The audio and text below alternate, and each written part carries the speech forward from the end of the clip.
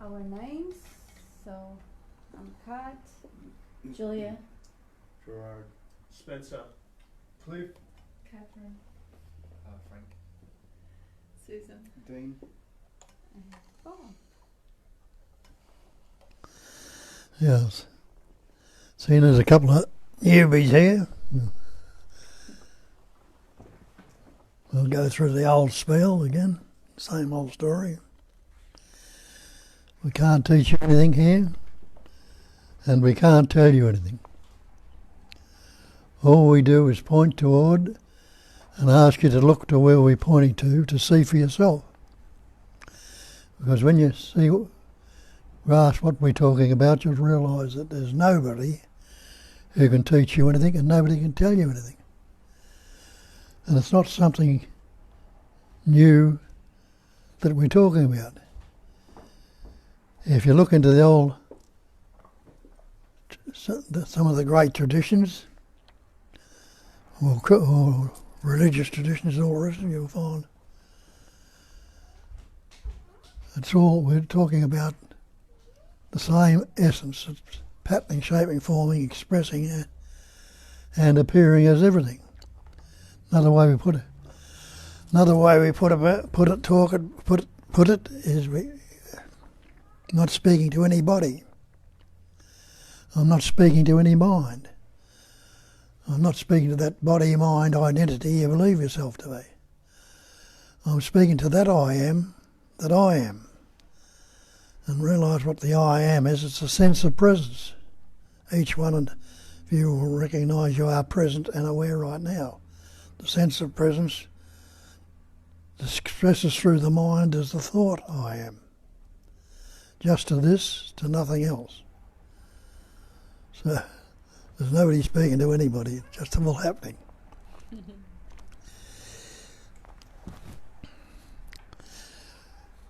In Hinduism, for instance, they call it Advaita. Advaita means non-duality. And they try and describe non-duality by saying it's one without a second. One without a second is not two. And if it didn't start with one, there couldn't be a two.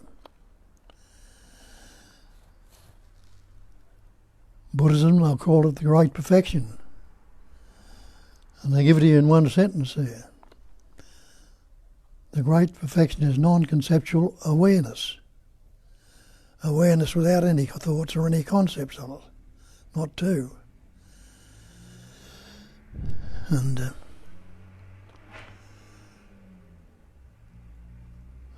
all the other religious traditions I pointed out, Hebrews say, "Hear, O Israel, the Lord thy God is one God, there is nothing other."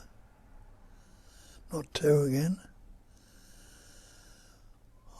Christians and others will say it's omnipresence, omnipotence, omniscience. Omnipresence means total presence. Omnipotence is total power, and omniscience is total intelligence. Total, absolute. It's all the absolute. This manifestation is absolute. But we've divided it up into concepts, patterns, shapes and forms and lost sight of our true nature.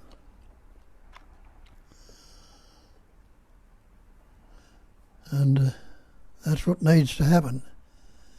Investigate and see for yourself. Another thing we point out is the false cannot stand up to investigation. And another one is know the truth will set you free. What are you free from? Free from the belief that you are this person. Where does person come from? It comes from the Latin language persona, the mask. Meaning we got this conceptual image or a mask of what we believe ourselves to be. I'm an Australian, I'm a good boy, or I'm not so good, or having a bad trot, or I'm unhappy, or I'm fearful. They're all added onto that sense of presence which translates or expresses through the mind as the thought I am.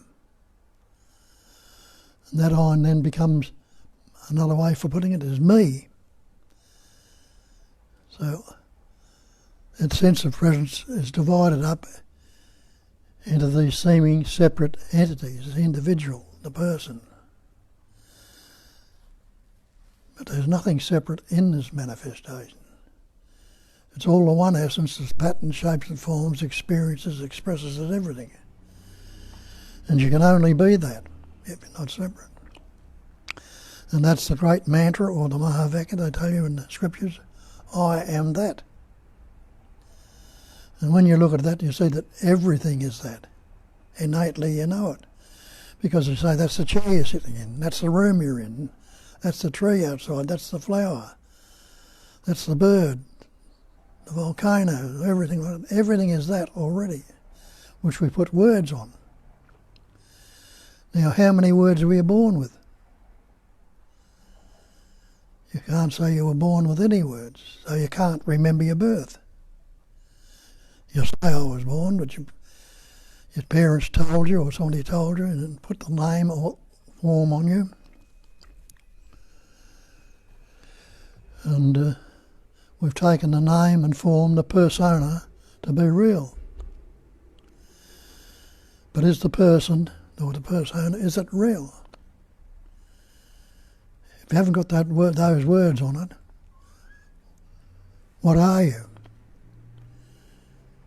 There's an awareness of presence there, being presently aware. And they describe that Advaita into the 5 factors of Hinduism: Sat, Chit, Ananda, Nama, Rupa. Sat is existence. Chit is consciousness. And Ananda is loving to be, or the bliss of being. And they say the other 2 factors, Nama, Rupa, the Nama is the name you've been given, and the form is the body through which it's all expressing through. And they say name and form are Maya, meaning they're illusion. So all this manifestation is illusory manifestation, which we take to be real, because we've never questioned it, never looked at it. So we need to look at those things. Are you this body? Are you this mind? Innately you know you're not the body, because you say my body, my mind. Just the same as you say my coat, my car, my house. You know you're not the coat, the car or the house. Maybe you're not the body either when you look at it. The same with the mind. You say my mind. Maybe you're not the mind. When you investigate it, you'll see you're not so. What's this body made up of? Your little body made up of elements. Air, earth, fire, water, space. That's what the elements are, all around you. Try and separate yourself from the elements. Stop breathing. Take the air out of your body, see how long it lasts. Take the water. Your body's 60% water. Take the fire, the body temperature. If that body temperature wasn't there, soon you'd hypothermia and die. Get off the earth, get out of space. You can't. So when you question it, you realise you're not separate from these elements. What about the mind? You believe you are this mind. But show me a thing called mind, if you can. When you look at it, you can't show me anything you call mind, except thought. And are you a thought? If you're a thought, which particular thought are you? And what's thought after all? Thought is concept. What concept? How does that express in words? What are words? Words are sounds. What sounds? A vibration. What's a vibration? A movement of energy. So the earth and all this manifestation and everything in it is just vibrating patterns of energy. And it's not separate. It's all the one essence, patterning, shaping, and experiencing, expressing as everything. And you can only be that.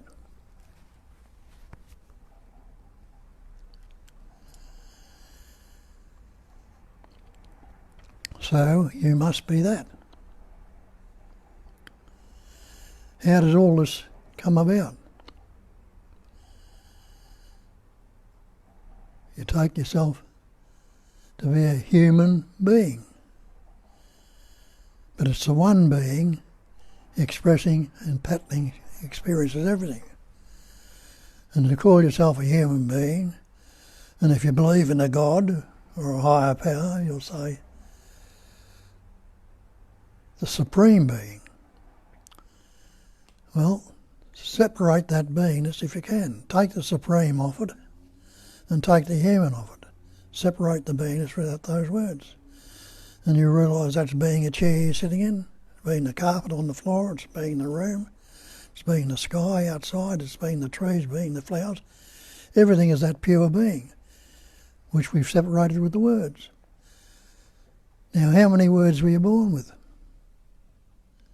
And you realise you weren't born with any words. But yet, you were living quite well without the word. You didn't pick up any words till you were about 2.5, somewhere around that age, when the capacity of reasoning developed in you. Prior to that, you were learning words. You didn't start to learn words till you were about 2.5. And your parents fussing you around, you told you little Billy or little Johnny or little Jane or whatever your name might be. And you're a good girl or you're a good boy or you whatever. And then learn other words like I or me. So then you took that I, which is the sense of presence, which translates as the thought I am. You took that sense of presence to be me, this persona, this mask. Comes from the Latin persona, the mask. And we've got this conceptual image or mask of concept. We've encapsulated ourselves and taken ourselves to be this separate entity, this individual, this person.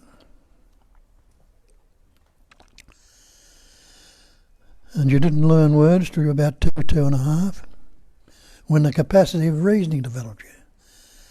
Now that capacity of reasoning is very useful, but it's also self-destructive. Because when it tells me in the belief in the word that I'm no good or I'm unhappy, I'm fearful, I'm anxious or depressed, all my psychological problems come about from this capacity of reasoning. So I take myself to be a good boy or a bad boy or unhappy or sad. So they point out it is non-conceptual awareness. Awareness without any concept. Now that's Sat Chit Ananda Nama Rupa, the same form. Existence, anyone who is not existence right now, not existing right now, no, you say I'm existing. Anyone who's not conscious or unaware right now, no, you're conscious and you are not unaware, you are aware. Anyone who's not happy to be. So instead of trying to become, we take on the sense of separation, which brings about insecurity and vulnerability. Instead of trying to take on, realise if you're existing right now, you're conscious and you're happy to be, you must be already that. As I pointed out earlier, that's the great mantra, I am that. That is what you are. You're not the mask, but the persona, the concept. So people take on the search, they've got to become spiritual. They've got to realise this God or higher power or existence, these person, get away from the persona and realise or recognise, get liberated or free from this conceptual image. And as I say, when we start to learn word, the capacity of reasoning develops in us. And that capacity of reasoning is a very useful capacity. But it's self-destructive also. Because we take the capacity of reasoning to be me, a person. So, and we've learnt all these words. And realise that the words, every word you've ever spoken, or ever likely to speak, has been picked up along the way. It's not your natural state. Now, what is your natural state? It's that pure being, pure knowing, pure loving to be, existence, constant bliss, not the concepts we put on it. When you look at the word, and see that the word is not the real. Taking on all those words, and we think the words are real. I am Bob, I am this, I am that, but it's not. And we take the word water. Can you drink it? Take the word fire. Does it burn your mouth, or can you cook with it? You can't. So this word I, as I say, is a conceptual image. It's just a pattern. And what's wrong with right now if you don't think about it, if you're not putting any words on it? Can you say it's good? Can you say it's bad, pleasant, painful, happy, sad without the words? You can't. But when we're putting the words on, we're dividing it up. And a sense of separation comes upon us. And with that sense of separation, the capacity of reasoning develops. With that sense of separation comes insecurity and vulnerability. And then we've taken on this pattern, and I'm taken on the belief that I am this person.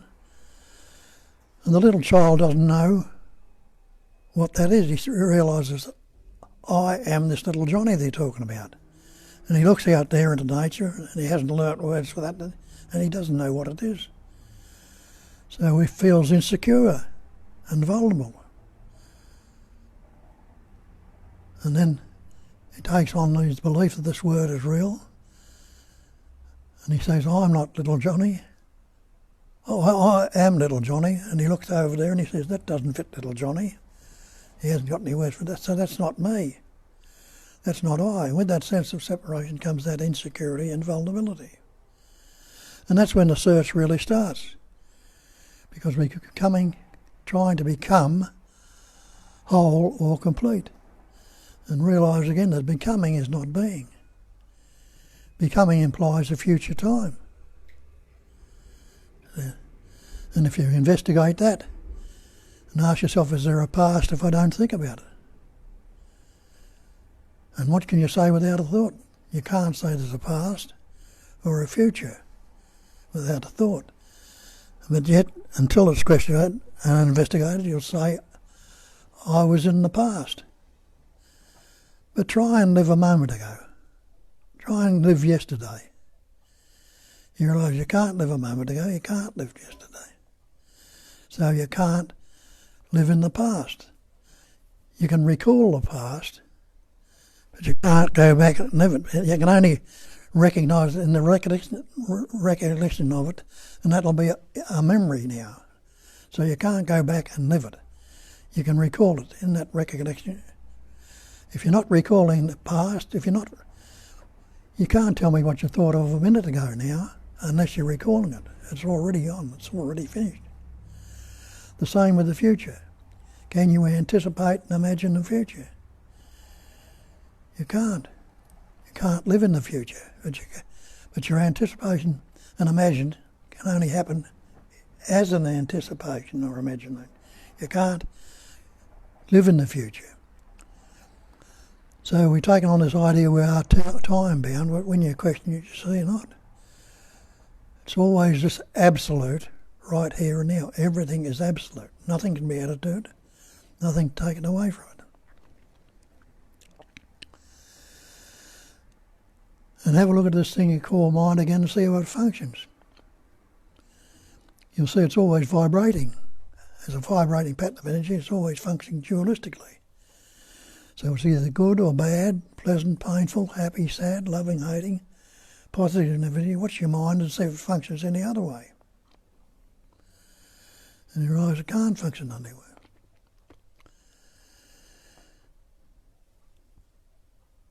So, look at this so-called person. You've got a conceptual image of what you are, which is the persona or the mask. And you're constantly relating to this image.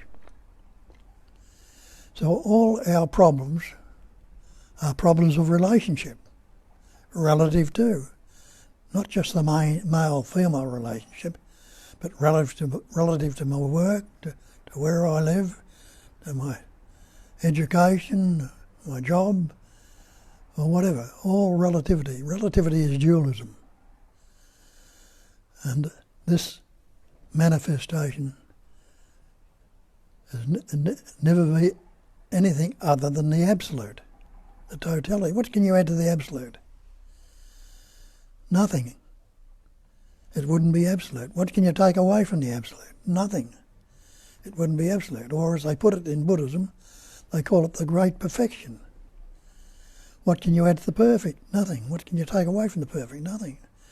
But yet they tell you that the great perfection is non-conceptual awareness. As I pointed out before, there's nobody who's unaware right now. Everybody is aware. And without any concepts on, that's you are the perfect, the absolute, the great perfection. But we've taken on this belief we are separate, and that's the cause of all our psychological suffering. It's only me can be fearful. It's only me can be unhappy, depressed, guilty, jealous, envious. All our psychological problems come about from this sense of separation.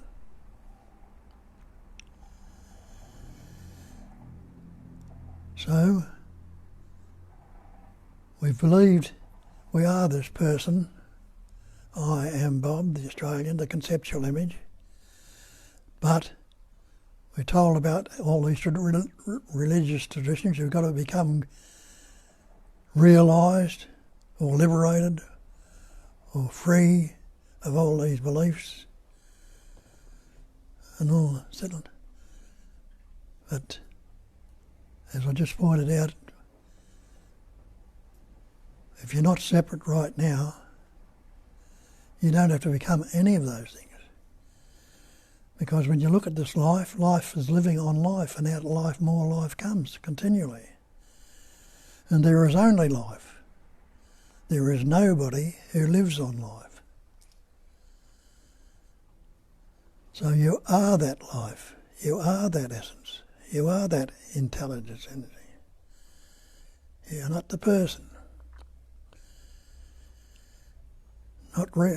No relativity or relationship in it whatsoever. It's the one essence, patterning, shaping, forming experiences as everything, and you are that. How does that happen? Well, have a look in your body. You've learnt words, you've taken yourself to be this person. That sense of presence translates and expresses through the mind as the thought I am. And as soon as you put I am Bob, I'm Australian, and all these other concepts on it, you moved away from the absolute into the conceptual image. But what's I am? It's just a thought, a word, a vibration. But it's a sense of presence that's vibrating and expressing as that thought, which we've learnt or picked up, as that thought I am, the sense of presence. And that sense is present.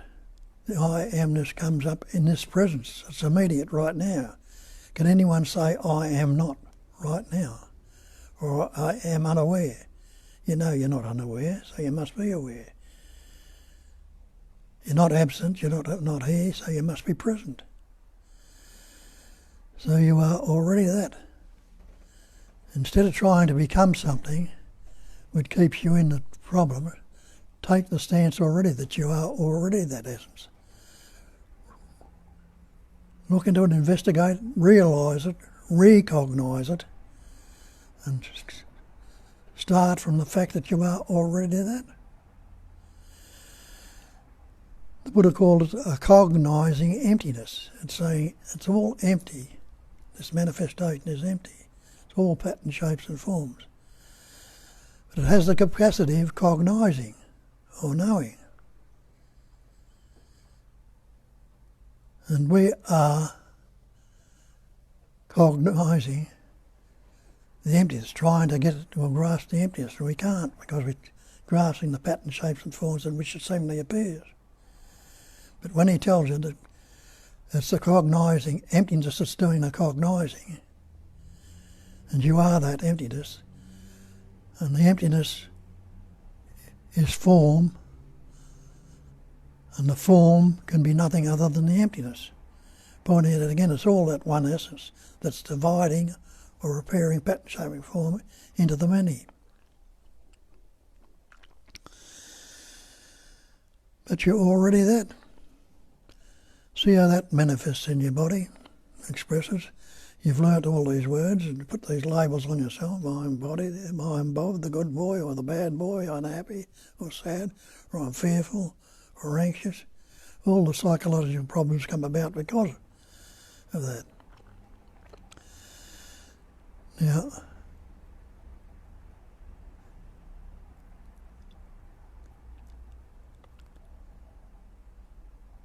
you're thinking right now, and the thought comes up, I think. Something comes up, and you realise you put the label on I think. This is a tree, this is the flower, this is the chair, whatever. But thinking's happening. But can that thought, I think, actually think?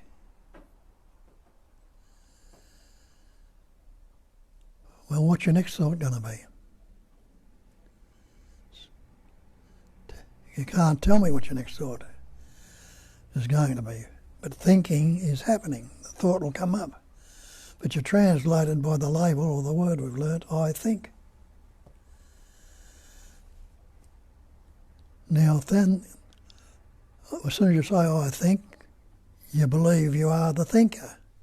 It is me that's doing the thinking. I think. And I think this thought. It's good or it's bad or it's unhappy or whatever the thought might be. It's a tree, it's a flower. The thought becomes the thinking, I think, it's come up, the thought becomes the thought is what appearing in the thinking. So thinking has divided itself into subject-object, dualism, thinker and thought. But you look at that, can there be a thinker, the thought without I think, the thought I think without thinking? Well, put that to the test and see for yourself. Can there be a thinker without the thought I think? And can there be the thought without the thinking? So you see, there can't be a thinker without thinking, and there can't be the thought without thinking. So they're not divided at all, only conceptually, only with the thoughts of the mind. The same with the seeing. You're seeing right now, and you say, I see. I see the chair, I see the room, I see everything. You've divided that into subject, seer, and seen. But can the thought I see actually see? And you realise the thought can't see. So I see has become a conceptual thought. I see. I see the chair, I see the table. It's become the object, subject, object again. But can there be a seer? Can the thought I see actually see? Have a look and try it out. So, seer and seen are contained in the seeing. There can't be a seer without seeing. There can't be the seen without seeing. That goes for seeing, hearing, tasting, touching, smelling, thinking, feeling. The ing on it gives us something that's happening right in this immediacy. And the thought I see or I feel or whatever relates to the conceptual image. So the thought I see can't see, the thought I hear can't hear, the thought I'm aware is not your awareness, the thought I choose is not the choice maker. So the seeing, hearing, tasting, touching, thinking, choosing, feeling are all happening in the immediacy, but translated by the thought into subject-object. And takes us away from the absolute, where it's all the oneness, into the seemly division too. And that's duality, thinker and thought, seer and seen. And there's absolutely no duality in non-duality. It's all the one essence, appearing, expressing as everything. And all needs a pattern to express through. So that vibrating energy, the life essence in the body, enables those pattern shapes and forms to appear. If you think you are this human being, when did you begin? Are you the body? Are you the mind? I think I pointed that out before. You're not the body, you're not the mind. You say, I began at birth. But when did you begin? You can't remember your birth. It's only taken on board. We'll go back as far as your mother and your father and have a look. and see that life essence, that intelligence energy that vibrates as the pattern as your father and your mother, the same as it's vibrating in the pattern you call you.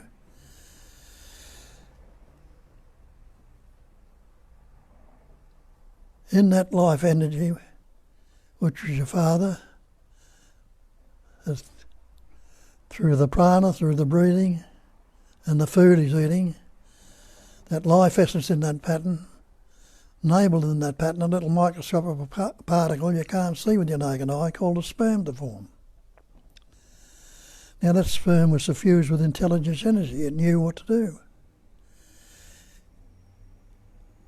And the same in your mother, that life essence that pattern shaped and formed your mother, enabled in that pattern another microscopic particle called an egg or an ovum to form. That ovum was suffused with intelligence. It knew what to do. It attached itself to the wall of the uterus. And the sperm knew what to do. It swam to the ovum, put it under a microscope, you see it has the capacity of swimming. And when those two patterns came together, what happened? Those genes came together, it formed the intelligence energy in those two, the sperm and the ovum, coming together. That's double the life essence in it, double those two, and double them again and again, and form the little embryo, the little fetus, which is what you are today. But you've lost sight of that fact, you know. But that's what's living you, beating your heart, breathing you, growing your hair and your fingernails, digesting your food. It's active in you right now. That life energy, constantly changing. It's transient. There's nothing static about any of this manifestation. It's constantly changing. And it vibrates in the opposites as either good or bad, pleasant, painful, happy, sad, loving, hating.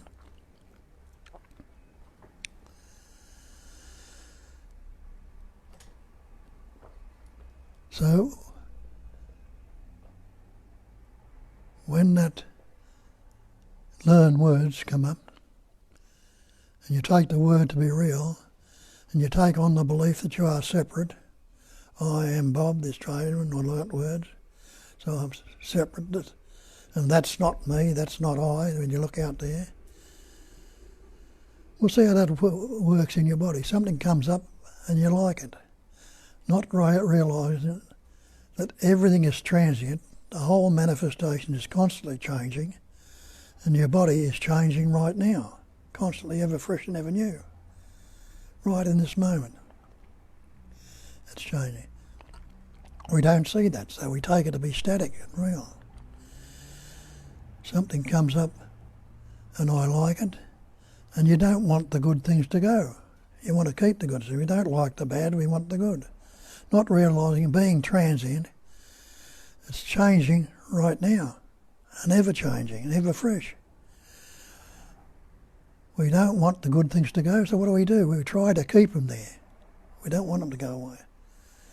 Try to keep them there. We don't want it to go, not realising no matter how much you love them, how much you want to keep it there, it's going to change. And you see that in your life if you look at it. It's constantly changing. So we're trying to keep it there. What do? We resist it from going, try to hang on to it.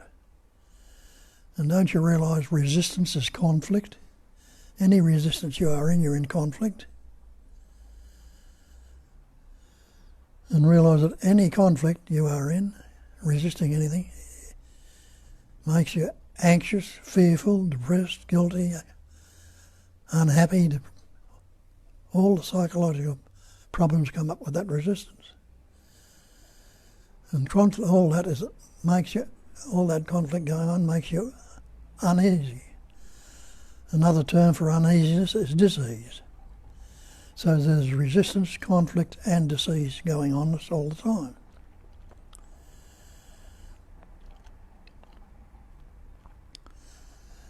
So we don't want the resistance to go on, the anxiety, the stress, the guilt. So if something comes up we don't like, when that resistance comes up, we don't like it.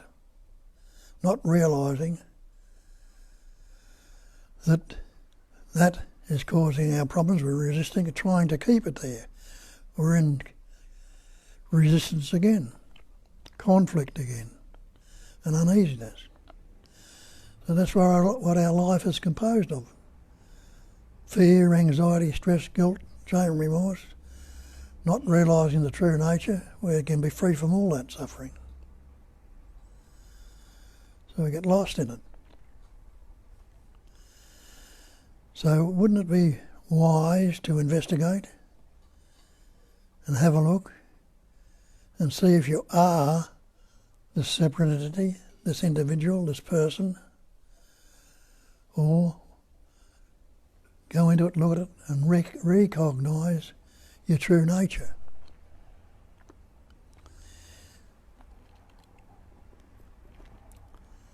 So whichever way it goes on, there's a resistance. So investigate that and see.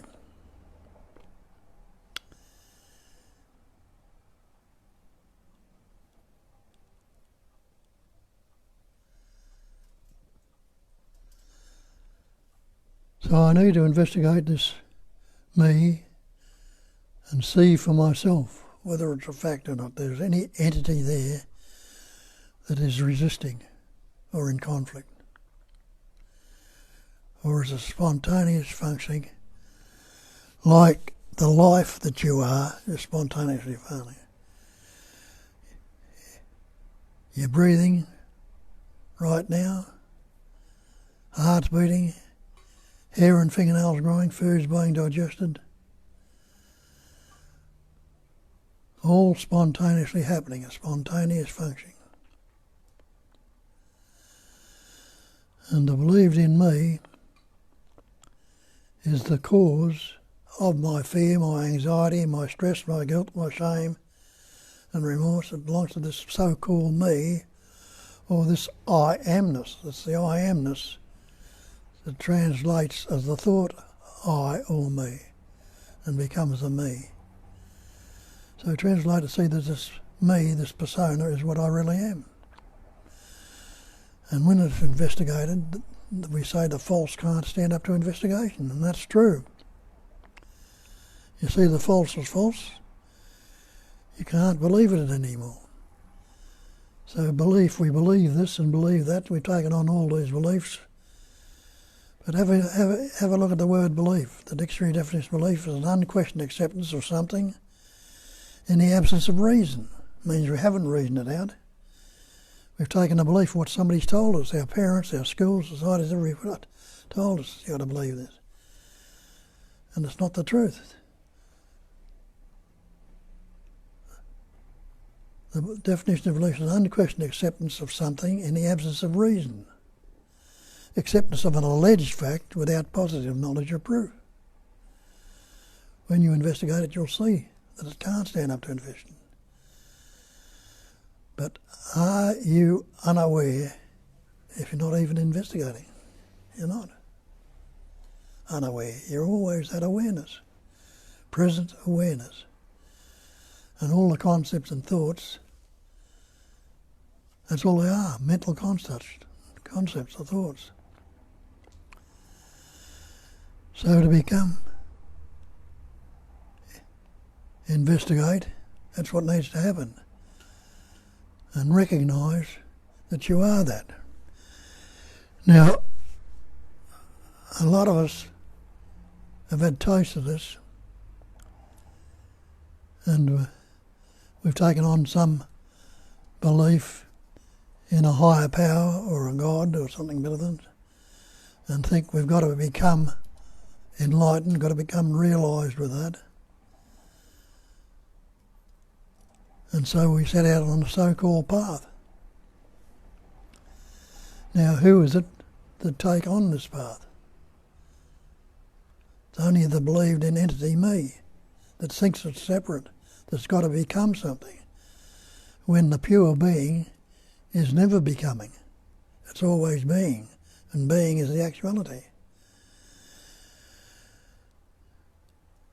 And so I try to become something, so I belong to some religion or do some practice to trying to become something. But it says being can never be becoming. It won't happen. And we look in the mind, and pointed out earlier, there's no such thing as mind or thought. It's just a vibrating pattern of energy. It doesn't belong to a me. There's no such thing as a me, a person. Wouldn't that mean that if it's absolute, that you must be already that? And the search itself has become the problem. Or it's only the believed in me that we can become something. And when it's all happening, when you're seeing, hearing, tasting, touching, smelling spontaneously, who or what is to become something? It's not. And becoming is already being. You're not becoming something. So you see that me is the cause of all my psychological problems. And the effects are the guilt, the shame, the remorse, the unhappiness, the fear. They're the cause of my sadness, fear and unhappiness. Me is the cause. Now that's what so-called karma is. They got this triple, you're going to suffer karma and all the rest. What's karma? It's all karma is cause and effect. What happens if I see that the cause, me, is a fiction? And ask the simple question, can there be an effect if I'm not relating to a cause? Well, you don't have to be a Rhodes Scholar to work that out. If I'm not relating to a cause, where can the effect lodge? And so we can be free of that karma, so-called karma, where we beat ourselves up. So we beat ourselves up with the words. The idea, I'm fearful, I'm anxious, I'm depressed. Put this conceptual image on us. It doesn't have to be that way. Spirit can never become matter. Matter is congealed spirit, like blood is liquid and it congeals, it sets. So matter has become that, but the spirit is the essence of everything. So spirit and matter are never separate at all. So we've got this idea that it's spiritual. While you're looking at that, you're separating it. Mightn't realise it, but you are. So, all conceptual. Oh, not thinking too well today. So, some of you recognise this, some of you coming to it for the first time, resonate. So you've got any doubts or questions, don't hesitate to ask. And those of you who have had taste of it, and you've all had taste of it throughout your life when everything's fallen into place and you wondered how it happened, tell us what you know, because others might hear it expressing it in a different way and might resonate with it. But it's yours, get into it. Away you go. I have a couple of questions from people who are with us. Yep. Yes, I'll just give Bob some space for putting his hearing device and read the questions. Actually, they were not as much of a question as a nice self-resolving comments. So it started from all the greetings and good morning messages, and Amarnath asking, Bob, could you speak on obstructions of energy with separate center, energy manifesting as matter? We'll get back to it, you keep on. And Julia, yes, too much distraction for the eye recently as we move back into lockdown. Any advice to keep in this knowing? Julia is from Perth, I suppose. That's what's happening there. And then Tanya says, nothing good or bad, but thinking makes it so. It is such a great pointer, helping recently to see through the belief. The story goes there was an eating disorder here, and there was a belief that has been seemingly hard to see through, but it was seen that the food is not good or bad. So no need to fear. It is one of the last beliefs to see with that. Laughing out loud, not that there is anyone that has beliefs. It was great to not need help to see through this. I thank Bob and Kat a lot for the capacity to see through those things, although they are seen through all by themselves. No need to let go of them. They just disappear. No one letting go. And Julia says, I just needed to listen to Bob and inquire again. I'm good again. So the question, before you even heard it, it got resolved through just listening. And there is just seeing, Tanya says, and wonderful. Listening and looking afresh is usually all that is needed. Glad you are good now, lovely. And Amarnath, highlighting what you were saying about resistance equals conflict, equals disease. And then disease is disease. This is. Only seeing, hearing, tasting, touching, smelling, thinking, experiencing, thought overlays a story on that pure existing, and only another thought seemingly believing there is an I or me doing any of the natural functioning, Tanya says. And Amarnath highlighting and twisting the becoming. Just be, no need of coming. You can take that certain ways too. Yeah. And I think that's it for now. I'll just double check if we had any more.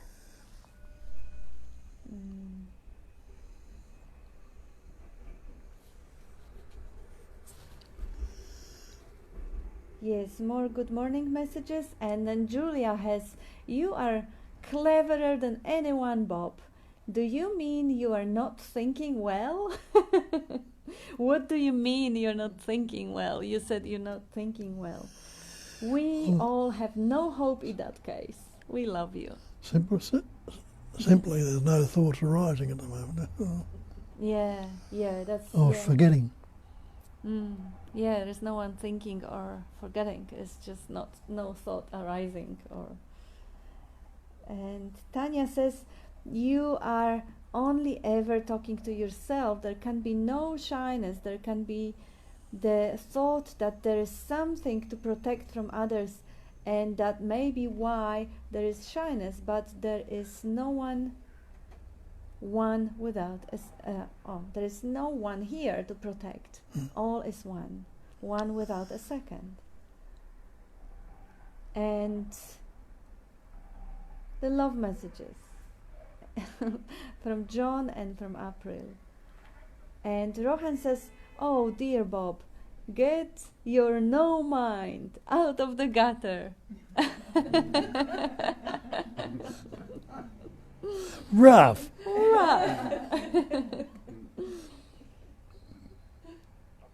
And that's it for now. So please contribute. Tell us who is gonna throw something into. Okay, Susan, I'll just give you this, and I'll give you the Bob's pen so he can... Oh, where is the end of it? Sorry, just 1 second. Where is the one that goes around it? Where do I hook it on? Here. Oh, yeah.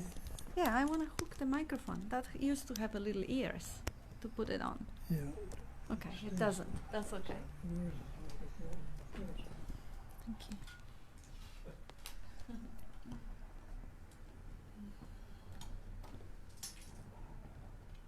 Yeah, we ready? I can start? Yes, he'll hear it because he's got the device. Great. Last week when we were having lunch, I was having a conversation with Catherine about like what happens after we die, and reincarnation, that kind of thing. And so I'm still, because I've always thought that there'd be some sort of continuation of what I perceive to be me, on and on and on, Obviously, not exactly like this, but there'd be some sort of core piece of individuality maintained.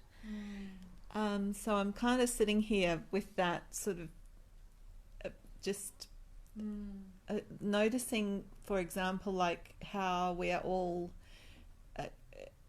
essentially we're all the same, but then we appear so differently, and our lives appear so diverse, and I know that no two snowflakes are alike, and that they fall and melt, and that's that. And I just really don't like the idea that that's the case for me. But do you like it? You don't like it? I mean, there is something wonderful about that immortality dream, that idea that the I, which is such a wonderful, intricate mandala made of so many beautiful aspects, values, the all intricate personality pattern is so gorgeous, is so lovable. So naturally, with the appreciation for life, you create the idea of heaven and hell in which you're going to live forever, or the reincarnation which is going to perpetuate it, because you love the beauty of it. You appreciate the beauty of it. But without the story, or even with the story of that mandala being swept off just like the snowflake melts, isn't that even more profoundly beautiful? Because then it shows the urgency of loving it only now, because it's not going to last. The immortality dream is as every other dream, is just a beautiful, beautiful dream that is expressing love for the appearance. But if you see there is no future for that pattern to go on, now you rush to love and appreciate it. Now is the time. Anyone else would like to add to this? Because it is such an important coming back topic. Darling, would you? No? You realise you are life itself. Take the life out of that body, you've got a corpse. And that corpse is going to break down and disappear. Where does it go? There's nothing you can postulate, can think of, can be outside of space. So even when it seems to break down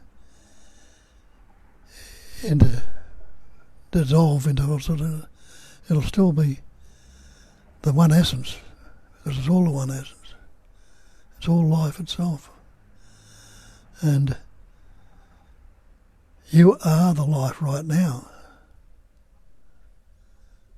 See, that body, it needs something to, that life needs something to express through. So it patterns, shapes and forms, all these different pattern shapes and forms, but they were never anything other than the life itself, appearing as vibrations, as different pattern shapes and forms. Try and postulate or think of something outside of space. Can you think of anything at all? So everything is, there's still that space-like awareness. Nothing can be added to it, nothing can be taken away from it. Without that life, you're a corpse. That's the end of it, as far as the body's concerned. But as I say, it's all gone back into space. The ashes or whatever, or the bones and everything will rot down and fill the space. Just like the river, the water will finish up in the ocean. And you'll never get the same drop of water out of the ocean again. So you'll never get the same pattern, shape and form. The pattern shapes and forms will still appear to be, but like it's not the same drop. It's still water though when it comes out as a drop. It's composed of so-called many or everything. Nothing can be separate. So the actuality has never been born. It can never die. You are the life. That's what Christ told you. I am the way. I am the truth. I am the life.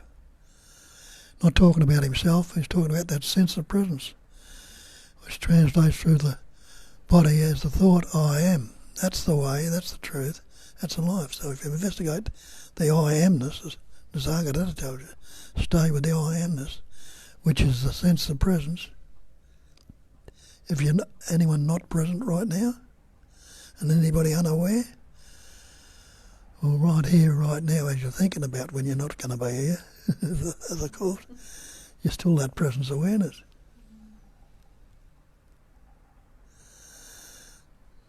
And what you talk about is... Wait, Keith. It's only... Have the speakers. Yeah. Well, it's too far to read. One moment. No, it's all right. The technology. No, it's only a short comment. But I was just going to say, what you talk about is only a problem to the mind. You know, that you are the problem. Yeah, yes, you are the problem by projecting that future. It's when we talk about it's ever present, you know, it's all presence, like it's all what you are intrinsically is that, and the mind creates all these images about yourself, and really all you let go of is the imaging in a way, because and you let go of that when you go to sleep at night and you dream. You might dream about this image of yourself, but it's not what you really are anyway. So really it's just a whole lot of images that come and go, and that all presence, that timeless, spaceless awareness is what you really are anyway, that you know so intimately. And I think, Susan, what you're grappling with is that concept of reincarnation, isn't it? You know, because that's been told to us, that there's an idea of reincarnation in the Eastern tradition, and we take these on board, these concepts seriously, as though it's there as a fact. And in the Christian tradition, like Bob said, it's heaven and hell. So in the Eastern tradition, it's reincarnation. You know, if you're good, you reincarnate to a better life. If you're bad, you reincarnate to a worse life. And that's just the mind, how the mind operates, positive and negative. And I think it was the priests in both traditions, or all the traditions, that brought these ideas in. The original insights from the seers themselves didn't have any of those concepts.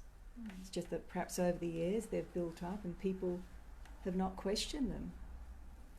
And I think, as you say, that the idea of the me totally being annihilated is confronting. And that's what the whole inquiry is here, is to inquire into what we really are and to see the truth and the false for what it is.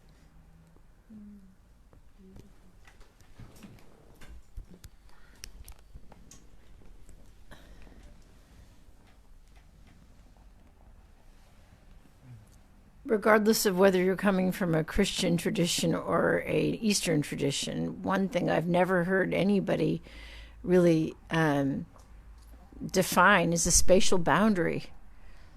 Okay, which I think Einstein said was an illusion, time and space, right? So there's no spatial boundary. It appears that way, that there's definitely a spatial boundary, but when you see a corpse, it's really good opportunity. You know, whew, wow, you know, to see there's something not animating, something not there.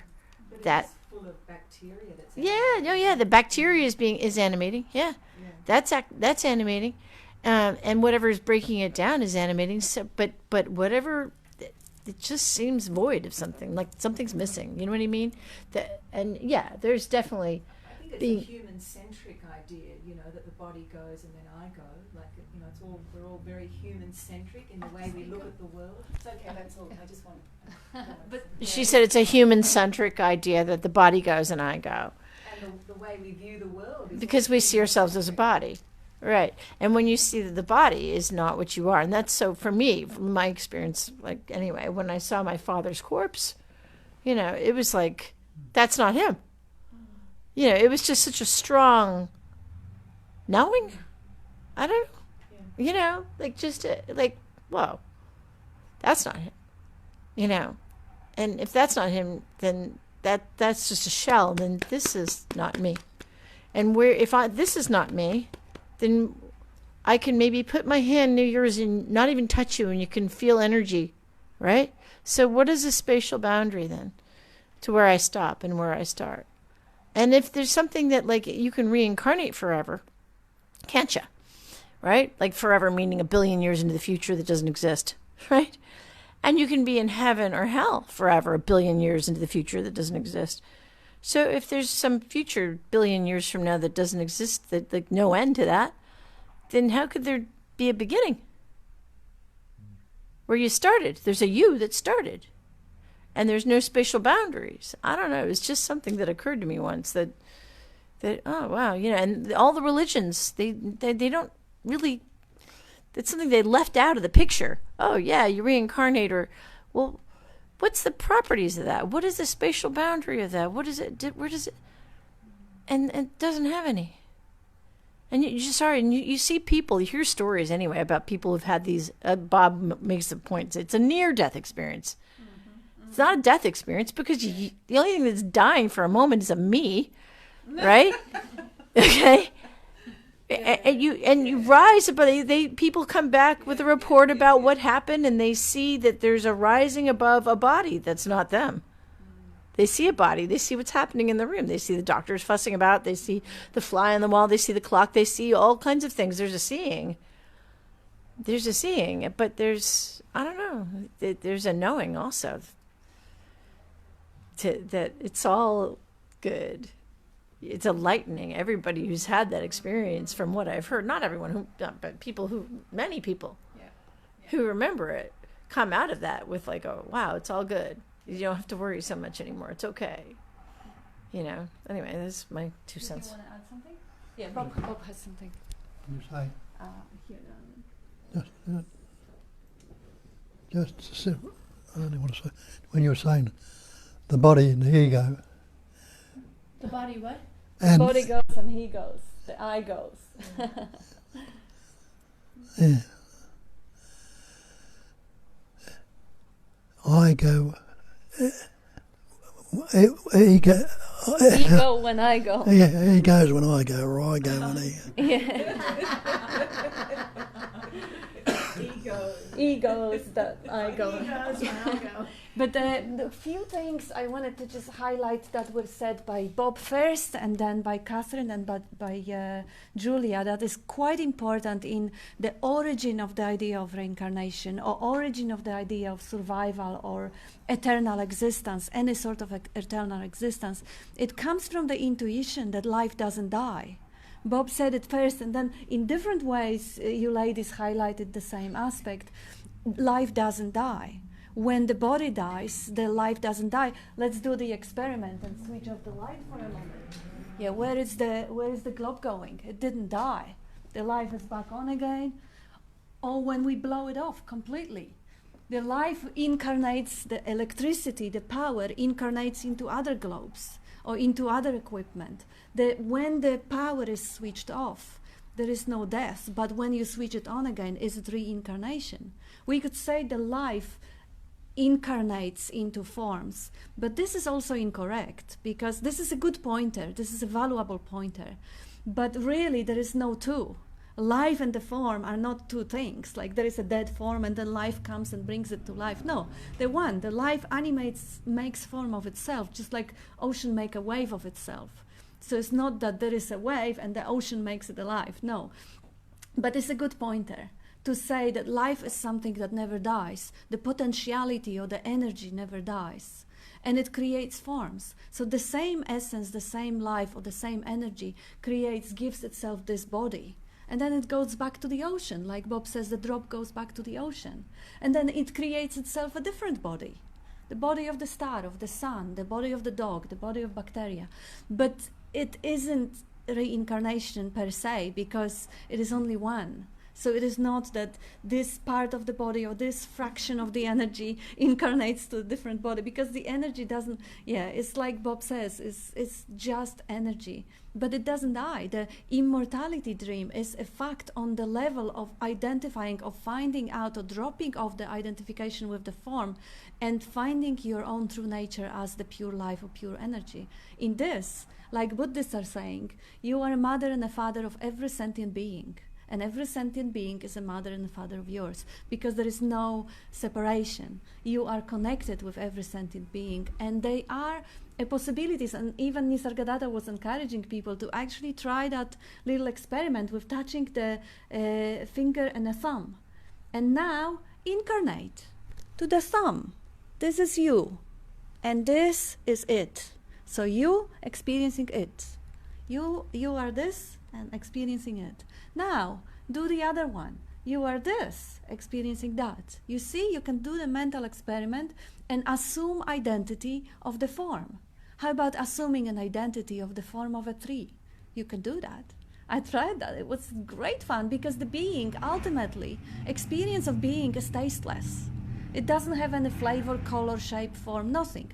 Experience of being a rock, experience of being a sun is just pure, plain, sensory-less experience. You can try with the fingers, or you can assume identity of any being, and it is going to be the same. The coloring, the personality, the way it expresses. The being looking through the eyes becomes seeing.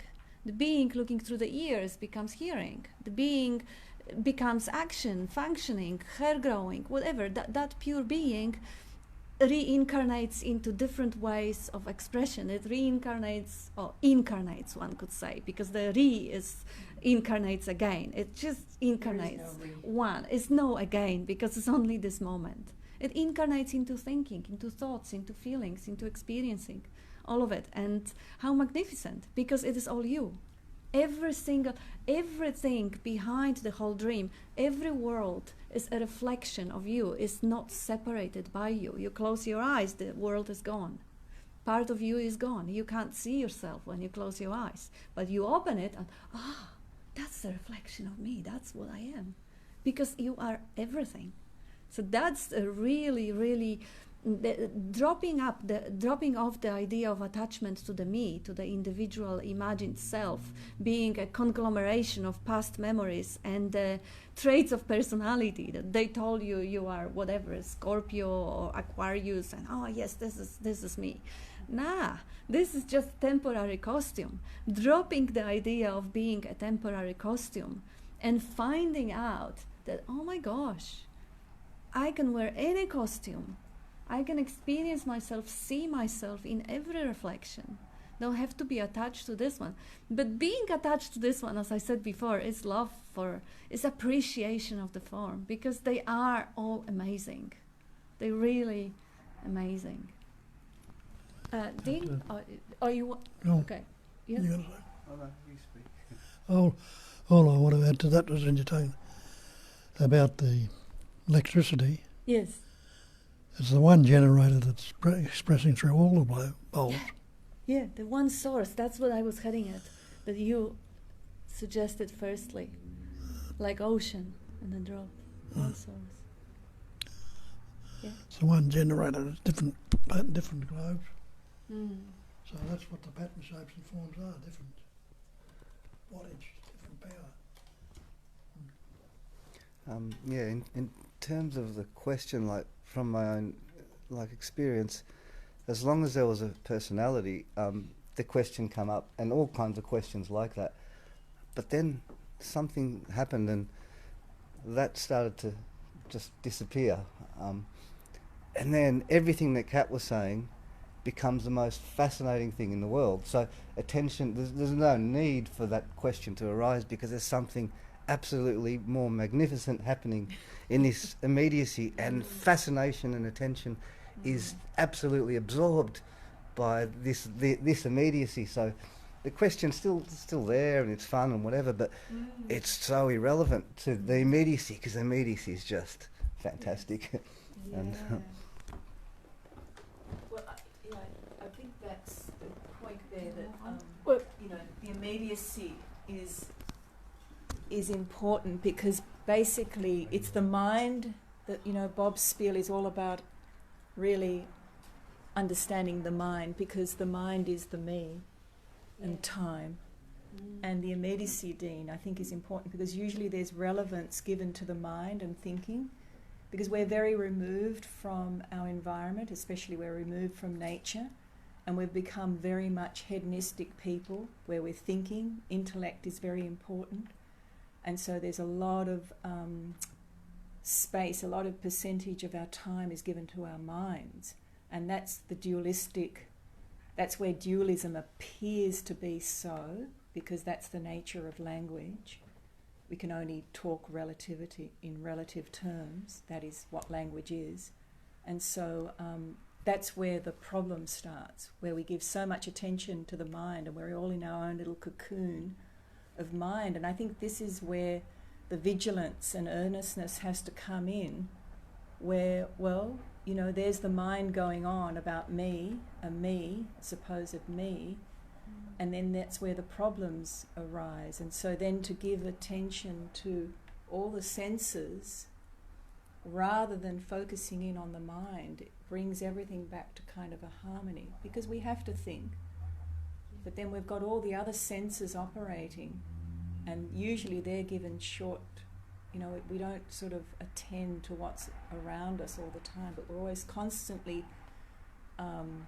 relating things to me and the other.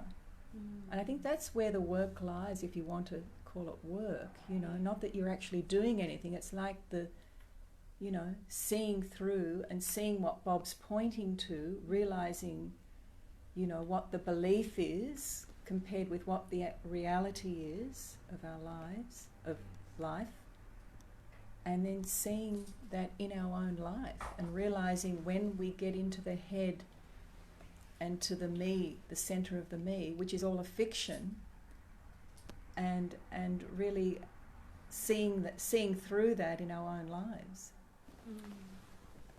Is that right, Bob? Oh, sorry. That's all right. I'll just tell a little story that might have some relevance. Years ago, when my son was about 5 years old, we were walking in the country, and we came across a dead bird, and he was sort of having a kick at it and looking at it, and then got very silent, and we're walking along for a little while, and suddenly he burst into tears, and he said, "Dad, I don't want to die." And I said, "Harry, you won't die." I said, "Before you were born, were you dead? Or have you always been here?" And he thought about it for a second. He looked up with this look of wonder on his face, and he said, "I've always been here." And then he was perfectly happy, and off he went, and he never talked about it again. That is so beautiful. It gives me shivers. Oh, that's beautiful. I was just going to share with you a question that Bob gave me once that I really loved. What is eternity? When does it begin? Doesn't it begin now? When does it end? Now. So what's eternity? Yeah. Can you say a whole lot about now without a thought? Like now? Like this immediacy? Like if you think that the past, like really, this is a pointer I got from elsewhere, but I liked it. That the past, if you think about it, like you can win an Olympic sport by 1,000th of a second, right? And so by the time I say what and now, it's over, right? So the past is less than 1,000th of a second ago, and the future is less than 1,000th of a second from now. So any thought that you might have is about what was or what could be. How much can you say about what is this eternity? That this, and it is, like he said, when you get into it, when you just start to enjoy, wow. Whew. You don't need to have a sense of me that stays the same. Yeah. It's the insecurity of the me that Bob refers to that wants the reassurance that that it won't end. Yeah, exactly. Even though it's so desperate to get rid of itself at the same time. But It is a peculiar way that loving to be is expressing, because me is not real. And it's still, even though it's completely imagined to existence, it's completely like a beautiful example of the Maya, because nobody ever found the me. So it doesn't exist, and yet it is believed. Nobody found the rainbow, and yet we say it exists. And everything else is the same. The reality of everything is empty. Nothing stands of its own. But it still loves to be. Even though everything that is empty, is the loving to be, the Ananda aspect is, yeah, it's beautiful. I like, why not? I mean, if you really don't mind, if you give it a space to be and you love it into existence, it's not you anyway. It's just another form. It's just another pattern. Let that me be, and you may find out that, oh gosh, what a rainbow. But we have something really nice, really beautiful here from, I didn't read it, but it always comes beautiful from Brett. Greetings, Bob and Kat. At what point do we leap from crumbling cliff of concept and free fall towards freedom? When do we stop wading through words and dissolve into the perfection of patterning? Say without speech, speak without saying. The sound of Bob is the sound of mountains, the wind, and the willow. Many blessings. Aww. How beautiful. It's just so, thank you, Brett. What point? There's no point. Yes, that's the point. That's the point of the poem. And now we have from John, this is a quote from Henry Miller. Sex is one of the 9 reasons for reincarnation. The other 8 are unimportant.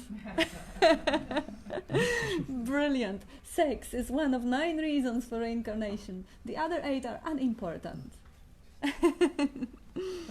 And now we have Tanya. Wow, that's so beautiful, Brett. Thoughts and concepts still appear here.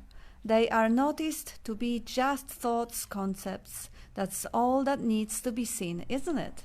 Absolutely. Yeah, let them be. They love to be. Let everything what is be. I mean, who are you to argue with reality? Space doesn't argue. It lets everything be, and you are the space. So let everything be. Not that it takes any action to let be or let go. It doesn't. It's the non-action. And Bill says, beautifully said, Kat. Oh, that was probably to the previous one. And John David again. Nisargadatta countered the idea of reincarnation by asking how he got his first birth. That's a really good point to contemplate upon. Yeah, beautiful. And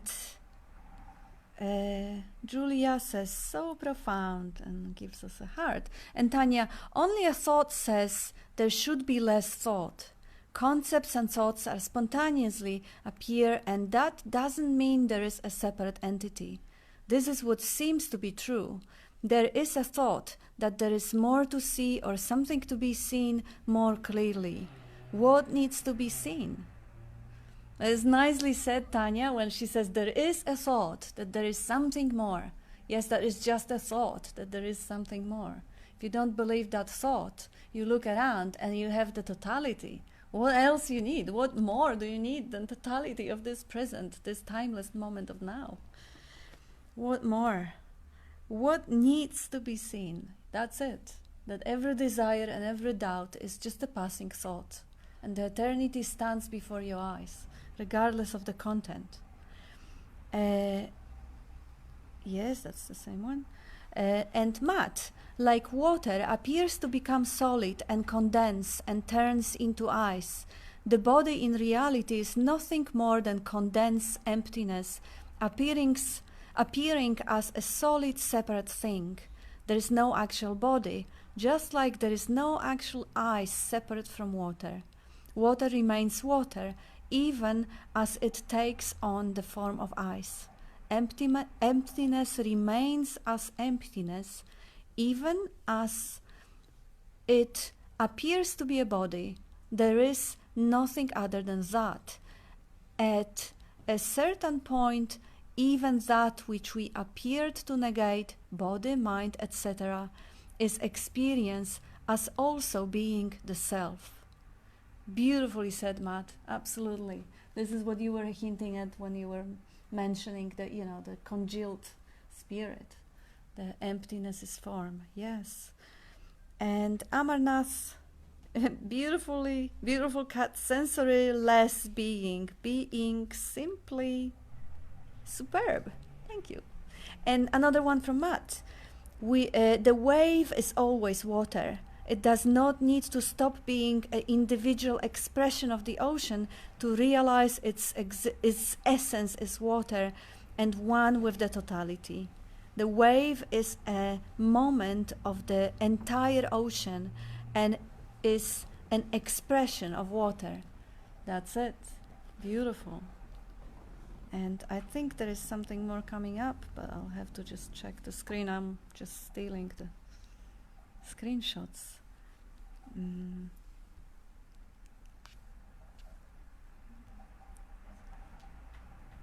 And yes, we got something.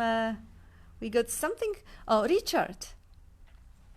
There, oopsie, is it gonna disappear? No. Richard, there are long periods of no thought appearing here. This is commonly accompanied by the experience of an emotion-free nullness or an underlying emotion, though joy is not so commonly one of them. It seems to me that emotions are far more fundamental and entrapping or binding than thought when it comes to awaking. Thought seems to be neither here nor there in the scheme of things. And now Bill is answering. The form and the formless merge, become one. In the immediacy of cognition, this immediacy is ever present, but we take the thought that otta here. The beauty of the moment appears to be lost with trying to figure it out. So true. And Tanya says, thank you, God. I was going to write that something more to be seen is just a thought, but you put it so beautifully. And William Beale, take a moth, throw itself into the fire and experience the immediacy. Yeah. So was there a question anywhere? I'm just looking. Yes. Would you like to comment, Bob, or answer Richard on the fundamentality of emotion? The way emotion may come first. Sometimes the thought triggers emotion. Sometimes the emotion triggers the thought. Sometimes there is energy movement, just the energy. You can call it feeling, you can call it emotion, you can call it whatever. And the narrative translates it into the story. There is, let's say, the feeling there bubbling in the system, and the narrative looks around. Oh, what's wrong here? Weather. Okay. Oh, this is all because of the rain. Oh, weather is fine. Okay. What else then? Oh, my boss doesn't like me. So this is how it does. This is how unimportant, how insignificant it is. Whether the thought is first or the emotion is first, or whether the narrative is there or the narrative is absent. It doesn't matter. It's just a distraction. Thought, emotion, feeling, they're just whatever shows up in the space. And finding out and recognizing they're just passing phenomena, you give them all the attention they crave for. And it's not even a choice. The attention goes there. If the emotion is disturbing or there is a pain, emotion goes there, the attention goes there. But not all of the attention. If there is any attention left to recognize that presence in which everything happens, that's home, that's who you are. Then you don't lose yourself in the content. I didn't see you, Richard, forever. Next week we have another Sunday with Bob Spiel, and then we will have a few weeks of the hospital break where Bob won't be here. We will be here, hopefully, but you can come. And I think that's it for now. Yeah, Bill, like a moth, throw yourself into the fire and experience the immediacy. Why not?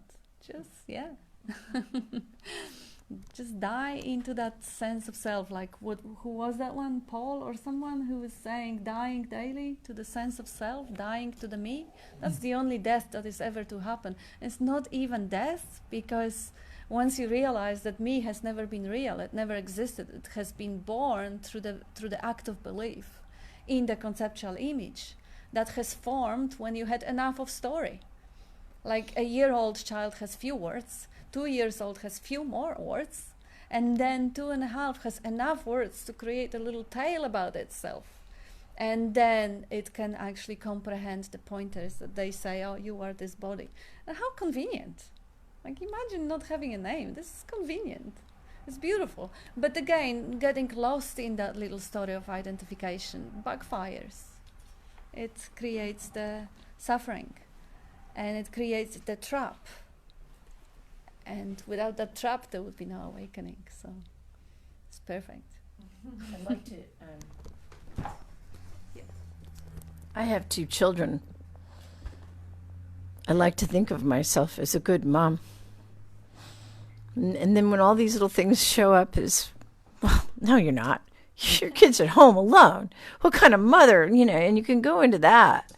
But it helps to say, no, I'm not a mother. That's an idea, right? I'm still going to do the best I can to play out the role or whatever, but if I'm not buying into it, somebody calls me a bad mom. You're right. Whatever. It doesn't matter, or you're wrong. It doesn't matter. Whatever they think. That's what came to me in the conversation before was really that requires letting go of all those family relationships, because it's not that it can't go on. It's limited to here and now, and then when one of us dies, that's it. Yeah. Yes, love them now, because you may not have any more time later. But and I see what you're saying with the idea of letting go, but really nothing's required, because there is no doer. So you can just the recognition down on you in a way like a sun peering between the clouds. It's not through the conscious doing, it's not through the investigation, it's not through any action of the non-existent individual. But yes, absolutely, love them when you can, because one day it's just like this, the mandala is gone. And even if you believe they reincarnate as a little baby somewhere in some village in Nepal, so what? And comment on that? And yeah, some of the reincarnation stuff, it's kind of a lovely belief I like to buy into. It did come back to bite me though once, which I won't go there now, but what would be interesting to explore is how many people have been King Henry VIII in their last lifetime. Do a little online survey. Who was told by a psychic or a medium or has a memory of being this famous king? I wonder, Anyway, that's all. I just love that when the mandala collapses or disperses, it's it's. I can feel it inside me. I can feel the. Yeah. Thank you. You reincarnated it all the time, like constantly. It's like into every thought. Every thought, yes. Every time you think, you're reincarnated as another thought, or another way. And I have a couple of comments here, and this one.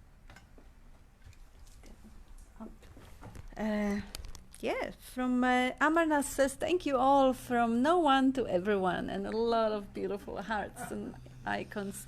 And Tanya says, life is ordinary and extraordinary. There is being no me, life. There being no me, life goes on as usual. No fireworks, but so beautiful. Thank you for this beautiful meeting. Have a lovely day, and love to all. Yeah. Thank you.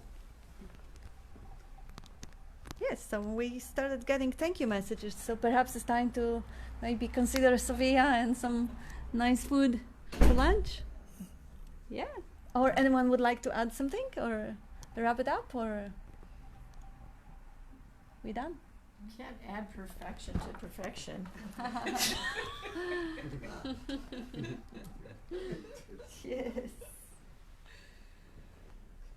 If from the perfect is taken, only the perfect remains. Mm.